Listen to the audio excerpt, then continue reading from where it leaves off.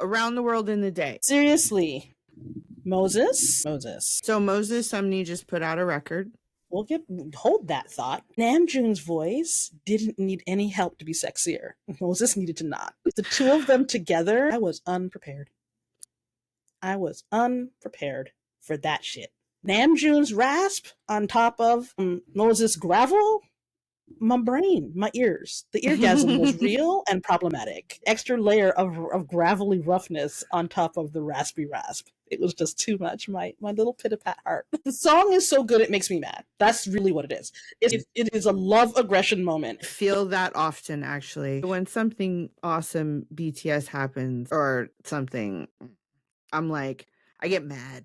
Right? Like, seriously, like, there was screaming from me. Upset there was screaming. Again today, the damn song came on and the guitars hit. I was like, I needed a minute. I needed time. This track, and I still act out when I hear that guitar.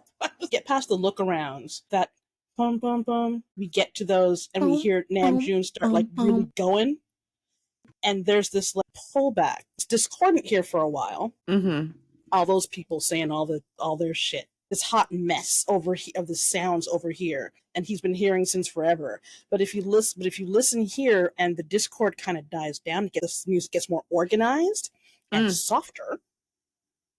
And he comes out again, look around, jump around. You know, I live that raw. Motherfuckers in the crowd, lick mine with that. I know everybody loves "You Walk Like a Dutch Bitch," but that is one of my favorite clapback lines. A Dutch Bitch is one of the best lines ever. But no, lick mine with that straw. Lick mine with that straw. Still good line. Me personally, I like that above "Walk Like a Duck Bitch" because of the fact that you have to think about lick mine with that straw. Like, right? What is that? Doesn't make sense. No, it does. Right? It kind of does. And I want to go back to my ending comment on Heaven. It comes back up here. View when you get lost is more beautiful. And then the rhyme is us lost ones, we ain't look so pitiful. And I really love that sense of you were looking down at us for being different, for not following the path. You looked at us away, and suddenly we don't look so pitiful anymore. We've got our smiles. We found our path. And all that past, the present, I'm a pass and give that to you. Take that back. It's not my burden to carry. Peace, y'all. Peace and love. Welcha. Deuces. Yep, deuces. That's exactly what I said. And that it is such a mark, I think, of when you become an adult, but when you start to reinvent yourself, that you know what you need to let go of, and you stop carrying what you shouldn't. Yeah. So yes. The other thing that I really want to address in this track is the word outgrown. I can tell you that I've outgrown looking for is it right, is it wrong. I've outgrown listening to you say you love me and all your lies. I have outgrown chasing that. Yes. Time will sort it out. I have said I love all your lies, but really only time will sort it out. Like we're done with this chasing thing. Masquerade. Yeah. I've outgrown this. And I love this track. Just for that, for me, this feels very Resolution. Yes. This track for me is like everything else is lead up. This is very Resolution. This song really brings me to that sense of completeness, even though there's 2 more tracks. Yep. Right. That completeness is just so good. I love it. Yep. Absolutely. And that is my biggest takeaway from this song, and especially with the title Around the World in a Day. It's come full circle. We have come full circle. And Around the World in a Day, it takes a lot. It takes a minute to get around the world, and it takes a minute to come to these places and these realizations in your life. But a day is very short. So all of this struggle, looking back on it, it could maybe seem small. This is the shortest 10 years of my life. Yes. That's kind of the vibe. Like, it's all this heartache and strife, and kind of something that I've been doing or trying. My intent with reading my journals back is when you read those back, you are reminded of those times that you were so dire and desperate, and you had no idea how you were going to get through it. It seemed like it was happening forever. And now going back, it was just a small part of your life. Going back and looking at those things, you now get a sense of pride and like, I made it through what I thought was the most difficult time, and I made it through. And I really connect with that. I keep saying that word, it's so dumb. This is my favorite song, and it is because once again, what am I going to say? Namjoon song Rex. So Moses Subney, one of my favorite songs from Namjoon song Rex is Moses Subney, Get It Before. That song, he has such a unique voice. It is so striking. And I like how you said being different, because Moses Sumney's voice is different. Yes, it is. Do they call that fry? The vocal fry? I don't know, but it is just ooh.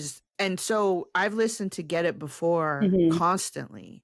He played it in a live. I don't know which one, but it is such a good song. And so when I saw that Moses Sumney was going to be on this, I flipped out. I was like, oh, I already know that that's going to be my favorite song. I am so happy that he is such a unique voice. It is my favorite song. I will have to also say it is my favorite song. Like, no shame to everything else is my favorite song, but this is my favorite song. This is my favorite song. Yes, it is soulful. It's reflective. It's real. It's honest. He's just so damn content. It's the sense of contentment that these two managed to create. Like, even in the sense of, even though there's still some of that commentary on the external commentary, there's still the sense of being content and being grounded in self that is just so. There's one thing in here that I really wanted to make sure to say is that guitar, when it starts to build, you know that something's coming, that something is about to burst. And then it goes boom, and then it's right into everything. And what's interesting is he says all of those boom, loud lyrics, those are in English. But when it starts to go down and it slows down and he's talking to you, that is in Korean, because that's who he is. He accepts his individuality. You also need to, because he's done not being 100%. Right. And that circle, that full circle of that trip I had to take around the world. And I absolutely love that. I love the line, I'm gonna burp loud, everything's getting loose. Like, you're gonna see some stuff from me that is very human, but you might not like it, but you need to deal with it. You need to deal with it, because I'm done. And this is a new side. He's breaking out of the mold. Is it a new side, or is it just the side that we haven't seen? True. I can't say that these aspects of him haven't always been there. He has been very cautious in what he's revealed to us. So if you're not looking closely at his lives, if you're not looking closely at his music recommendations, if you're not looking closely at his lyrics, which is where I tend to live, right? Lives and lyrics, you're looking at music recs. If you're not looking closely at those places where he really reveals a lot more of himself than folks would think. Exactly. If you're not living in those spaces, then you might be a little shooketh. Yes. When you see, when you meet this supposedly new Namjoon, it's just Namjoon. You just weren't paying attention. You weren't paying attention. You weren't listening. And throughout this entire album, he's been like, listen to me. This is what I'm saying. And I just love the fact that, I know that a lot of folks really initially, let me back up.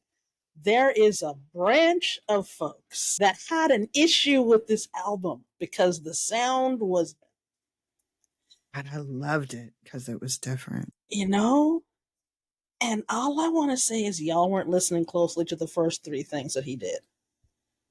You weren't listening to anything that he was doing. Because if you had listened to RM, if you had listened to Mono, if you had listened to anything that he's worked on, if you were listening to Indigo and watched all the stuff that came with it, because there was a lot, this album would not have surprised the fuck out of you.